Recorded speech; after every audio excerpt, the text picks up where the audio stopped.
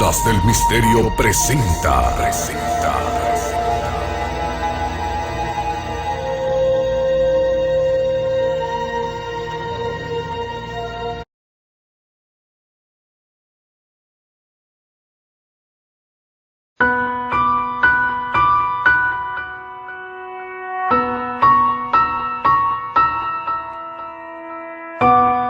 Los síntomas se repiten en miles de personas a lo largo del planeta. Dolores de cabeza, ansiedad, angustia. Una extraña sensación, como si algo o alguien nos observara. Como si algo o alguien estuviera monitorizando nuestras vidas. Apenas somos capaces de retener en la memoria el 30% de lo que hacemos a lo largo de un día. Pero, ¿y si escarbásemos en nuestros recuerdos y encontrásemos momentos que no deberían estar ahí?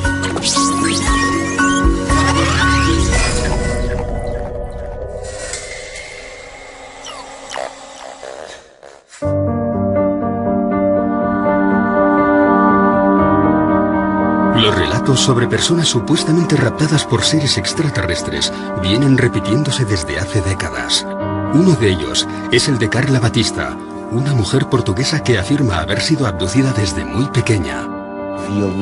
Veía luces, sentía zumbidos, a veces oía sonidos más agudos. Muchas veces por la noche veía una luz en su cuarto, el colchón refulgía como si fuera incandescente. Situaciones muy extrañas. Era una chica retraída y cada vez tenía menos amigos. Con el paso de los años, esta situación comenzó a afectar seriamente a su vida social, por lo que acudió a distintas terapias en busca de ayuda. Carla fue enviada por el grupo de estudio de ufología para realizar una sesión. Porque ella se quejaba de haber sido raptada por extraterrestres durante la noche.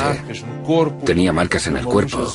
Había una luz azul que surgía en el cuarto, tras lo cual no recordaba nada. Tenía muchos momentos de amnesia, periodos sin recuerdo de lo que pasaba durante la noche.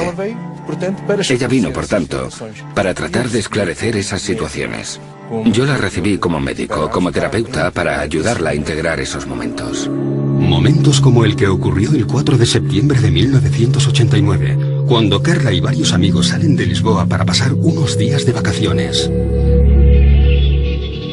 Salen de aquel lugar 2 coches, ella con 2 personas más dentro del coche y 3 personas más en el coche de delante. Pasan el puente 25 de abril y nada más pasar, hay un reclamo luminoso que al pasar ellos se apaga.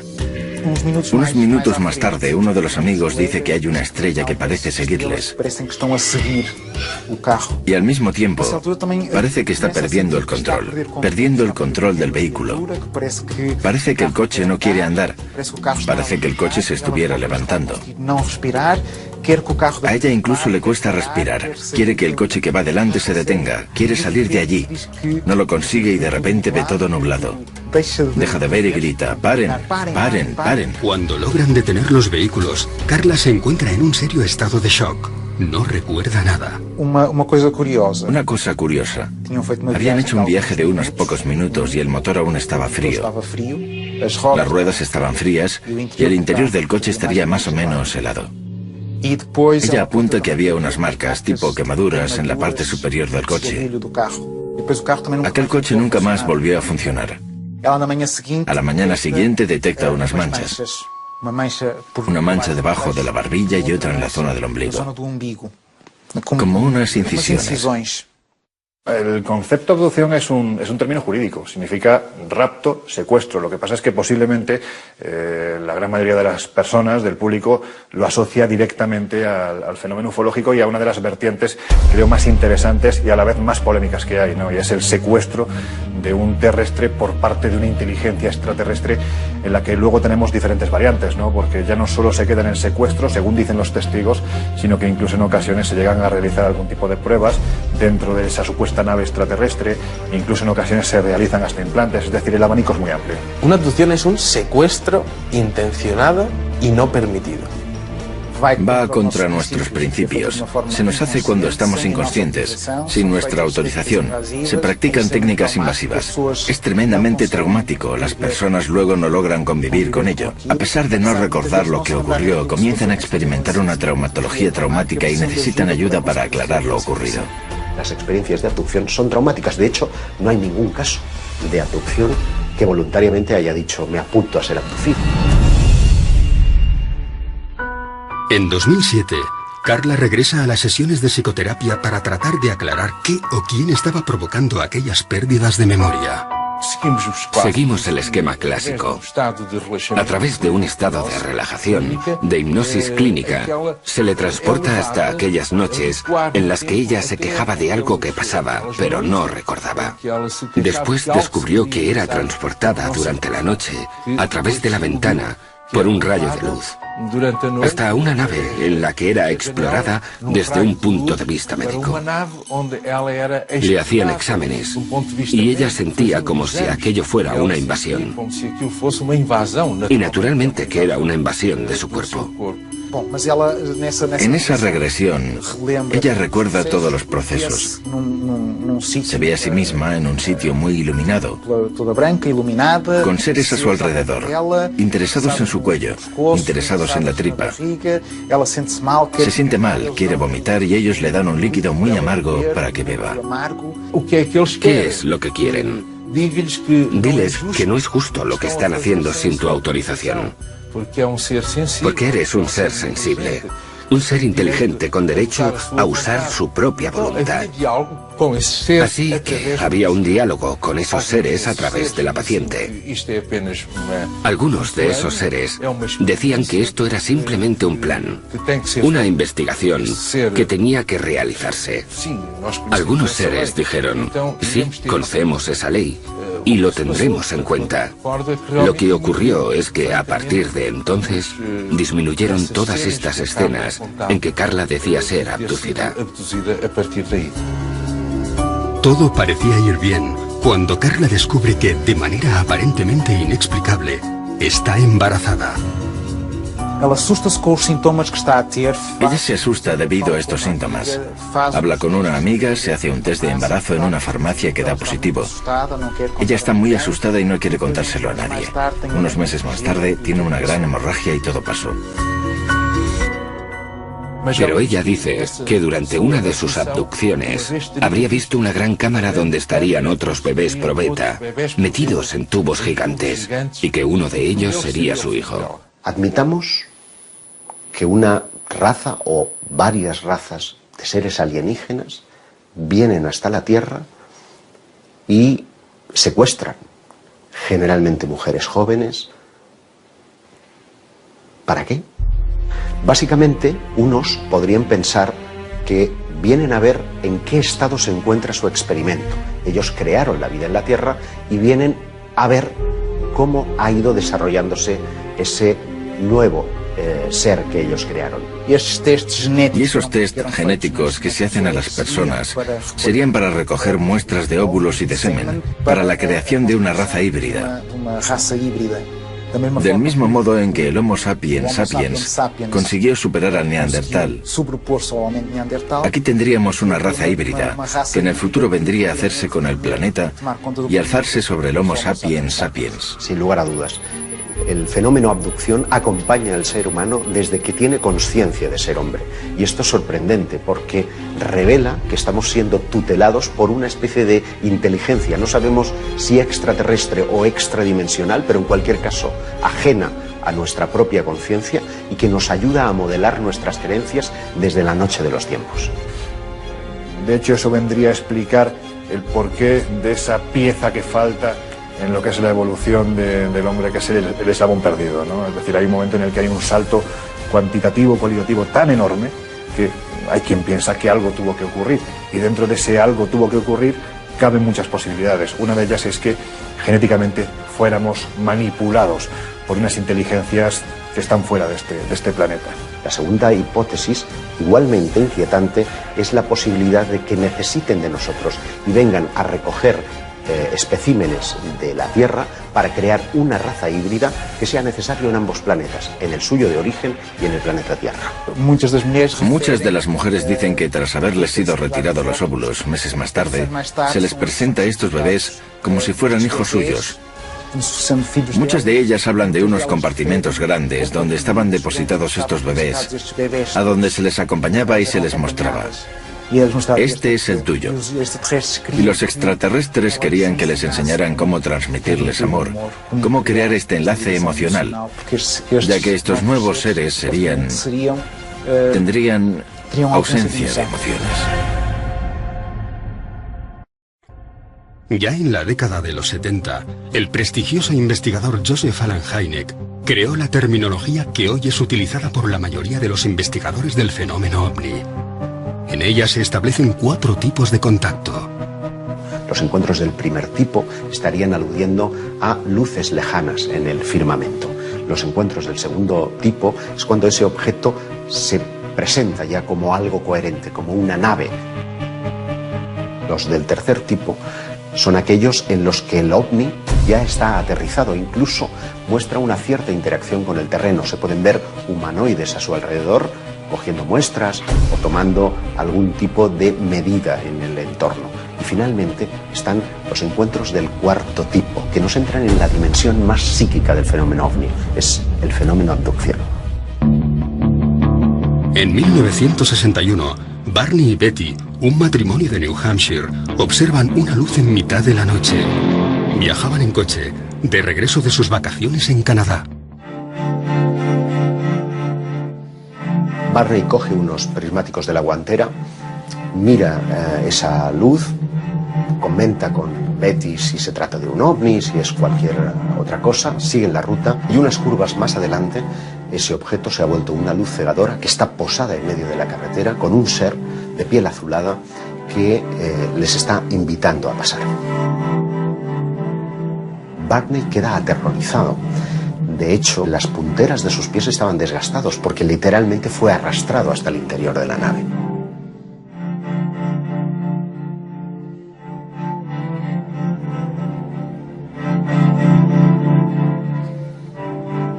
Años más tarde, en 1966, la pareja acude a terapia. Desde aquel extraño suceso, ambos sufrían pesadillas muy similares. Fueron atendidos por el Dr. Benjamin Simon, quien les sometió a distintos procesos de hipnosis. Hacen sesiones de hipnosis, sesiones separadas, cada uno en su sesión, y ambos relatan lo mismo. A pesar de las constantes protestas del matrimonio, dentro de la nave fueron separados. Betty relató cómo le colocaron una potente luz sobre la cara, tras tumbarla sobre lo que parecía ser una camilla de operaciones. Le cortaron un mechón de pelo, examinaron sus ojos, orejas, dientes y manos. Aquellos seres usaron algo parecido a un escarpelo para raspar y hacerse con muestras de su piel. En inglés, aunque con dificultades, aquellos supuestos extraterrestres le dijeron que le estaban realizando pruebas en su sistema nervioso y con una aguja de 10 centímetros y a través de su ombligo una prueba de embarazo. Sin ningún tipo de sedación se le introduce una especie de aguja a través del conducto umbilical. Ella sigue preguntando y le dicen que es una especie de test de embarazo.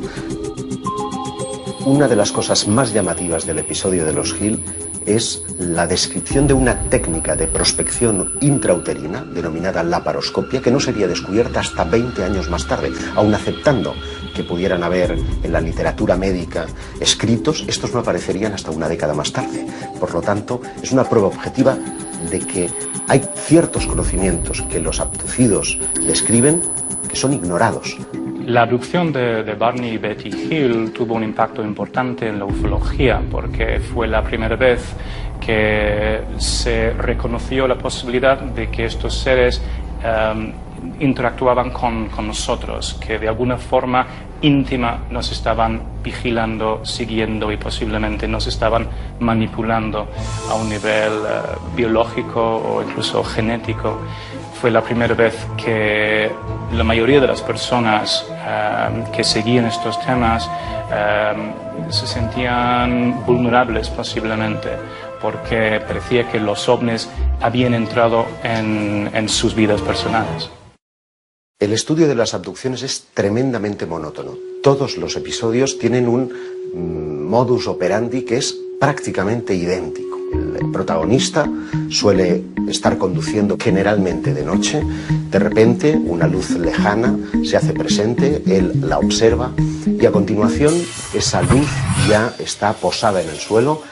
Unos seres le invitan en unos casos, en otros son forzados al interior de lo que ya es claramente una nave y allí son sometidos a todo tipo de experimentos, de reconocimientos médicos, de un chequeo muy general pero con un punto común, y es que todos ellos tienen un interés fundamental en la genética, en la reproducción.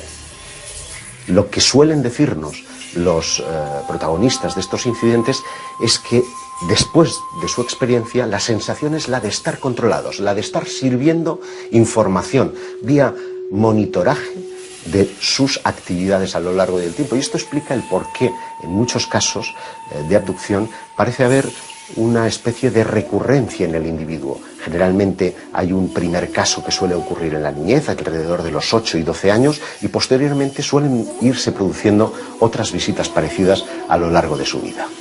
Esto significa que existe un estudio previo de todos los seres humanos por parte de estas entidades y que eligen a uno de ellos porque les interesa algo que tienen ellos. ¿Realmente nos encontramos ante un plan genético ideado por seres provenientes de otro planeta? Casi un 2% de la población de algunas ciudades afirma tener síntomas de haber sido abducido, al menos una vez, a lo largo de su vida. Entre esos cientos de miles de personas, solo unos pocos afirman poseer algún tipo de prueba física, tras la manipulación a la que fueron sometidos. El tema de los implantes quizás sea el más interesante a nivel de abducciones por la prueba física que eso conlleva. Durante muchos años se ha expuesto que algunos abducidos dicen que han tenido diferentes marcas tras esas abducciones.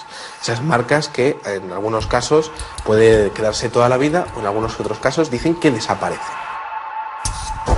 En la primavera de 2011 sale a la luz el caso de Ron Noel, un hombre que afirma haber sido abducido en repetidas ocasiones desde que tenía 9 años.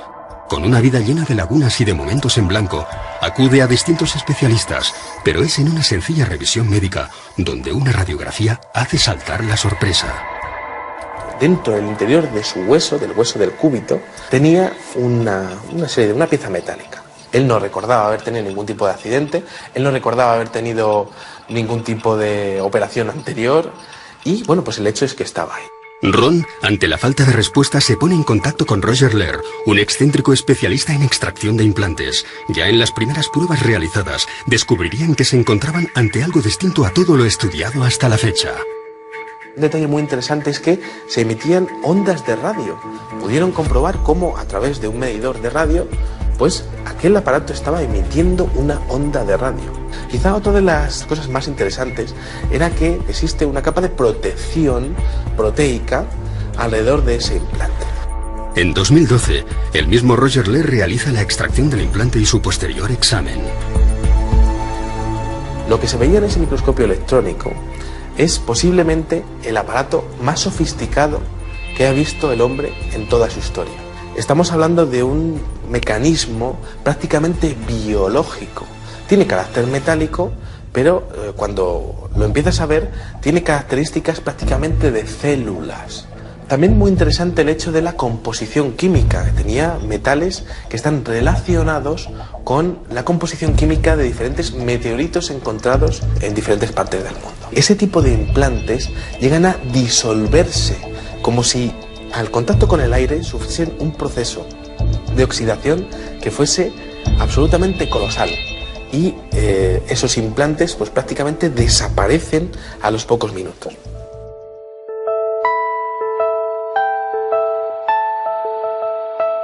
Cuando estamos hablando del fenómeno de las abducciones, estamos hablando prácticamente del fenómeno de la monitorización. ¿Qué significa eso?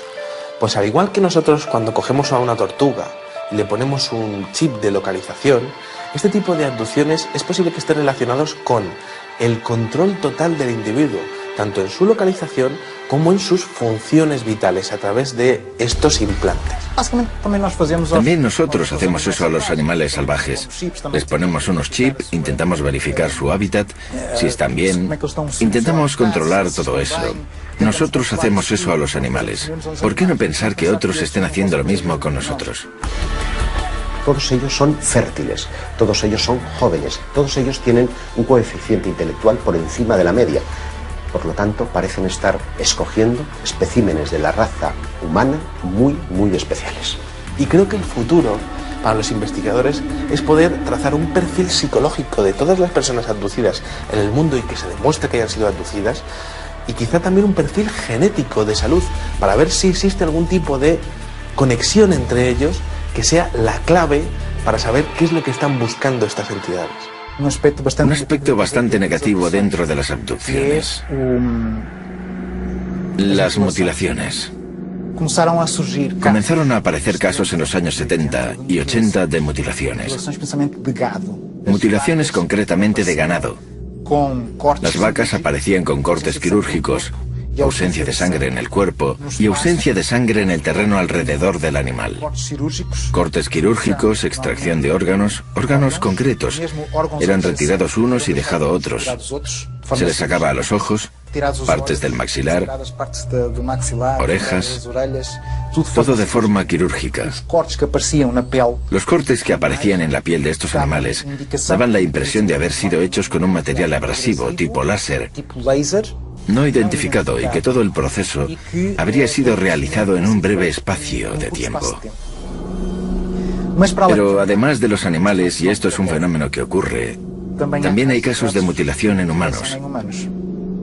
Y ese es un aspecto que los investigadores, cuando comenzaron a prestar oído a estos relatos, creyeron que era tan brutal que ellos mismos no quisieron mostrar al público. Podría crear pánico. Incluso algunas autoridades con las que hablaron los investigadores no quisieron mover mucho el tema. No podían explicarlo, pero tampoco podían alertar a la población. Por tanto, esto nos da la idea de que podría haber por ahí alguna especie con no tan buenas intenciones, digámoslo así.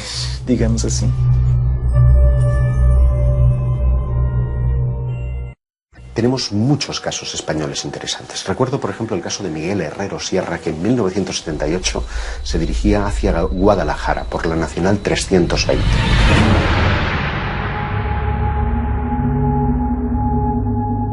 Su vehículo comienza a comportarse de forma extraña. Fallan los sistemas electrónicos y la radio. Se detiene y decide salir en busca de ayuda. A medio camino se encuentra un individuo que podría pasar por un ser humano normal y corriente, porque el único rasgo distintivo que le hacía especial es que iba con un mono ajustado con un círculo rojo. Él pensó que era un mecánico. El caso es que este hombre le convence para que le siga, le lleva a un claro en el bosque, en donde encuentra una nave posada, dice que tiene forma de sombrero, que está a unos 10 metros por encima del terreno y que deja caer un rayo de luz hacia la superficie del terreno. Miguel se ve inmerso en un haz de luz que lo transporta hasta el interior de lo que parece ser una nave espacial. Dice que la estancia es extraordinariamente grande, que las paredes parecen como desdibujarse, como si se desmaterializaran en un momento determinado, pero en otras vuelven a materializarse, que hay como paneles con datos. El relato vuelve a coincidir con casi todos los casos de abducción, cuando Miguel es sometido a varios ensayos clínicos. Pero al incorporarse, se encuentra algo difícilmente explicable. Le colocan en la camilla y después de experimentar con él y de reconocerlo, se reincorpora y hay algo que le perturba de una forma extraordinaria. Es que un ser que estaba de espaldas a él se da la vuelta y se encuentra a sí mismo, como si fuera un doble especular. La única característica que le distinguía es que una cicatriz que tiene en la cara estaba justamente al otro lado, como si fuera una imagen reflejada en un espejo. Y cuando intenta tocarle, el ser le dice, no, no lo hagas, porque si le tocas podrías destruirte y destruirle a él. Le cuentan la teoría de la antimateria, es decir, la carga eléctrica era inversa a la suya, de modo que nos encontramos frente a un concepto que no sería teorizado hasta muchos años más tarde. Para tratar de verificar lo que ha sucedido en el tiempo perdido, los investigadores acuden fundamentalmente a tres procedimientos. Uno es el polígrafo o la máquina de la verdad, que solamente se puede emplear en aquellos casos en los que el testigo recuerda previamente su experiencia, para tratar de verificar si lo que ha dicho es verdad o no. Muchos de los abducidos que han sido interrogados por este método, pues no se ha encontrado que estén mintiendo. El segundo método es el llamado pentotal sódico o suero de la verdad. Lo que trata es de inducir a través de una droga, de una sustancia psicotrópica, un estado de relajación en el que parece imposible mentir. Es un método muy cuestionado, por lo que el método más popular y utilizado para rescatar los recuerdos de los abducidos es el de la regresión hipnótica. ¿Nos encontramos ante miles de casos reales o se trata de algún tipo de alucinación colectiva? ¿Cómo podemos saber si un testigo ha sido realmente raptado por seres de otros mundos o sencillamente está mintiendo? Es muy difícil, porque para empezar, él tiene miedo a ser considerado loco. Debe tener la certeza de que esa persona que le va a recibir no va a reírse, no va a burlarse de él. Ha de tener la certeza de que recibirá eso que él cuenta sin hacer comentarios. Es entonces cuando se entrega al proceso, sobre todo porque viene con momentos que no recuerda. Aparece con marcas en el cuerpo, siente que pasó algo, tiene flashes que no logra integrar en su vida. Viene muy confuso y recela hasta de aquello que va a descubrir. Si han tenido un contacto con otros seres, por ejemplo, luego es difícil conversar al respecto con otras personas. Es difícil contárselo a los amigos e incluso encontrar profesionales que estén abiertos a escuchar este tipo de problemas. En ocasiones la intuición es fundamental, ¿no? Porque esa persona está buscando ese último clavo al que aferrarse, va buscando una respuesta a lo que le ha ocurrido y esa respuesta la busca en ti, en el investigador, en el periodista, en la persona que se acerca para escucharle y que no se ríe de esa experiencia. Parte de la idea de que la intuición juega un papel fundamental, no para saber evidentemente si una persona ha sido abducida o no, pero sí para saber si está mintiendo o no. Son personas absolutamente normales y que muchas veces quedan sorprendidas. No son personas que se interesen previamente por el tema, que estén siempre mirando al cielo. No, surge en el día a día, en las personas más normales, en las situaciones más vulgares. Y al hacer regresión y pedirle que vuelva a la primera vez que eso ocurrió, se ve teniendo una experiencia de abducción. De repente está siendo raptado y pasa por cosas que no entiende. Pero tiene un pequeño problema, y es que en hipnosis también se puede mentir.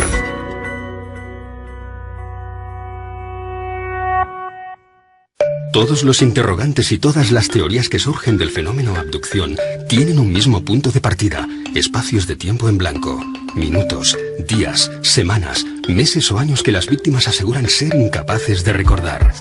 Nosotros tenemos estrategias para acceder a memorias profundas de nuestro inconsciente. Solo que intentamos no influenciar de ninguna manera en lo ocurrido. Decimos, por ejemplo, ve hasta la noche del 23 o 24 de julio. Intenta entender qué ocurrió. Describe qué es lo que ocurrió. Mira a tu derecha, mira a tu izquierda. ¿Cuándo sentiste eso? ¿Fue cuando estaba en la mesa de operaciones, por ejemplo? Sometido a una anestesia en un ambiente totalmente inhóspito. Muchas veces también identificamos experiencias con otros seres, de contacto con otros seres que no forman parte del mundo manifiesto tal y como lo conocemos en nuestra consciencia. Eso sí, puedo asegurar que es una experiencia de gran intensidad, de catarsis, de dolor. Cuando hay lugar para ello, de alegría. Cuando hay casos para ello, de miedo, de terror. Todo es vivido con mucha intensidad. El corazón late más deprisa, las manos transpiran. Cuando el testigo, la persona en este caso que ha sido víctima de una supuesta abducción, empieza a hablar, yo parto de la idea de que el primer sorprendido es precisamente el psiquiatra o el hipnoterapeuta que está llevando a cabo esta experiencia, porque lo que le están contando aparentemente no se corresponde con una persona ni que esté loca, ni que tenga algún problema mental, ni que esté mintiendo, ni que esté fabulando. Aparentemente hay algo real, y esto suele salir a través de los procesos de hipnoterapia. Esto debería ser estudiado. Intentar percibir qué hay detrás.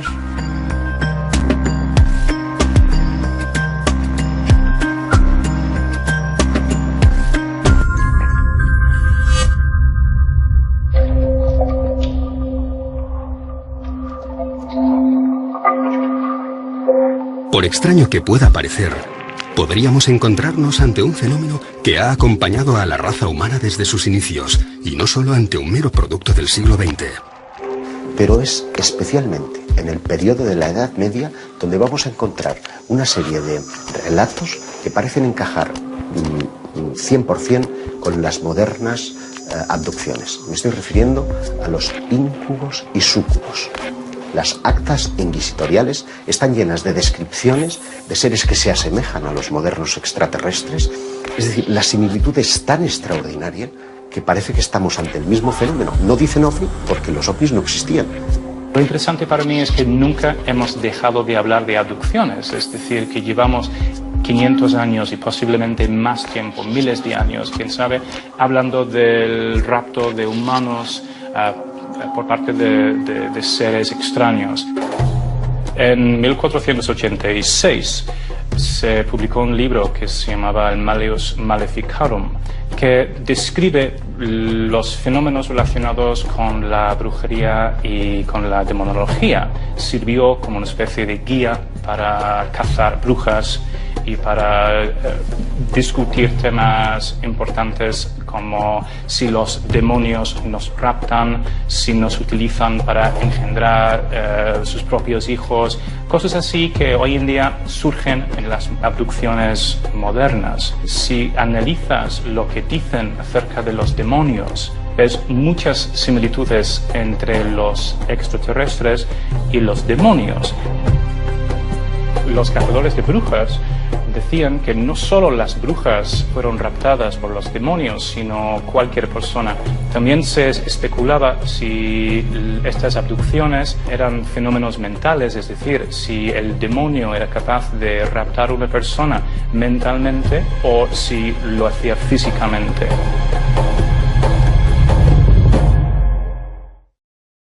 Llegaron a 4 conclusiones. Primero, que a veces las abducciones de personas en el siglo XV eran fenómenos físicos y a veces fenómenos puramente mentales.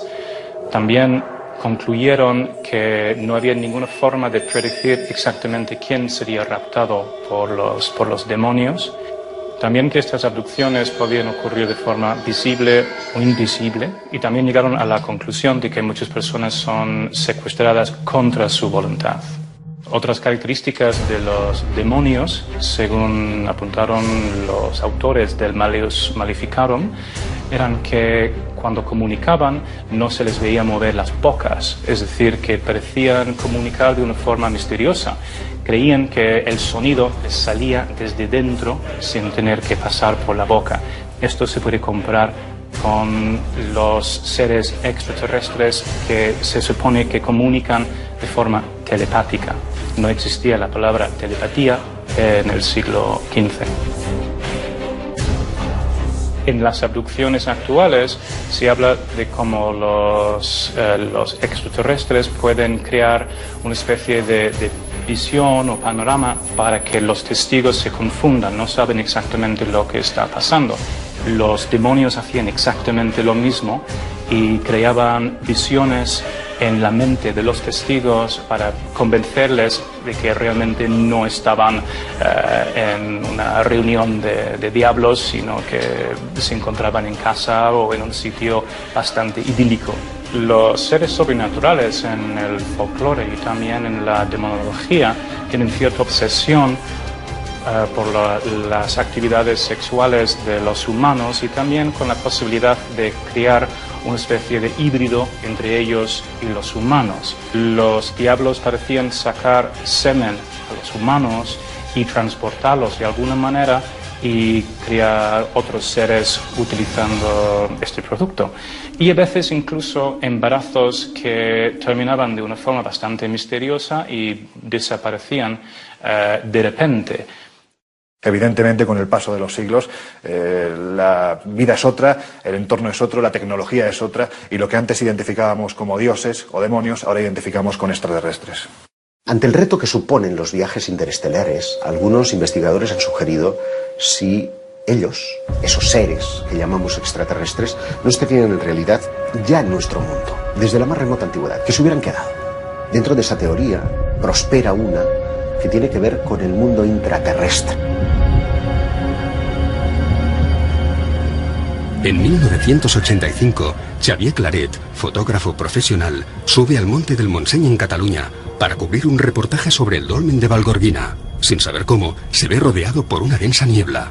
Cuando se estaba aproximando al dolmen, siente un olor fétido, como a huevos podridos, y pierde el conocimiento. Según el relato de Xavier, parece como si fuese arrastrado por algo o por un grupo de personas hasta el interior de una cueva. Y es curioso porque cuando lo recobra, a su alrededor hay unos seres de aspecto monstruoso, con la piel viscosa, que están colocando un líquido ámbar en su piel. Y uno de ellos parece estar manipulando el dispositivo de cámara. De modo que lo que nos lega son dos polémicas fotografías que muestran planos muy desenfocados de lo que en apariencia son las manos de estos seres intraterrestres y una cabeza distorsionada. El relato es 100% real. Xavier fue sometido a regresión hipnótica, fue sometido al polígrafo y a la prueba del pentotal. Él describe a los seres de 1,20 m aproximadamente, como con carnes muy flácidas, muy viscosos y de aspecto monstruoso, y además con un olor verdaderamente fétido. El rostro parece tener como una especie como de antenas o algo parecido, con unas orejas como muy caídas, muy viscosas, y lo que son los ojos son prácticamente como dos botones estirados en el rostro. Seres verdaderamente monstruosos.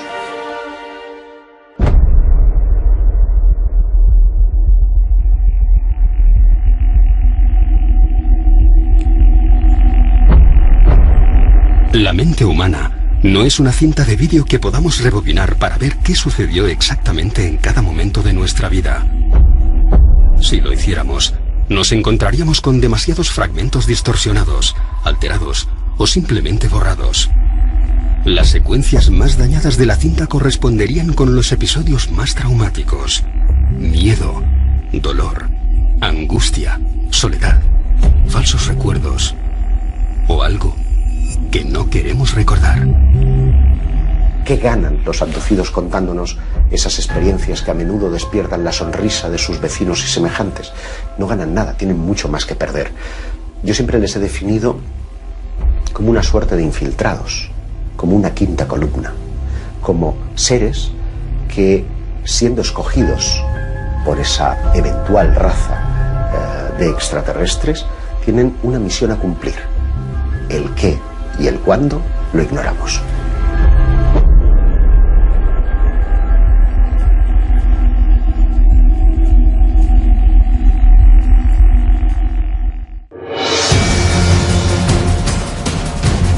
Lo hemos llamado posesión demoníaca, enfermedad, rapto, pero el fenómeno abducción podría habernos acompañado desde hace siglos. Para algunos, nos encontramos ante un plan genético trazado por una inteligencia extraterrestre, en el que la raza humana seríamos simples cobayas. Para otros, esas mismas entidades habrían sido nuestros creadores.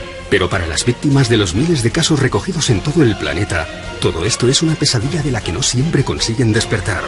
Algo muy difícil de explicar.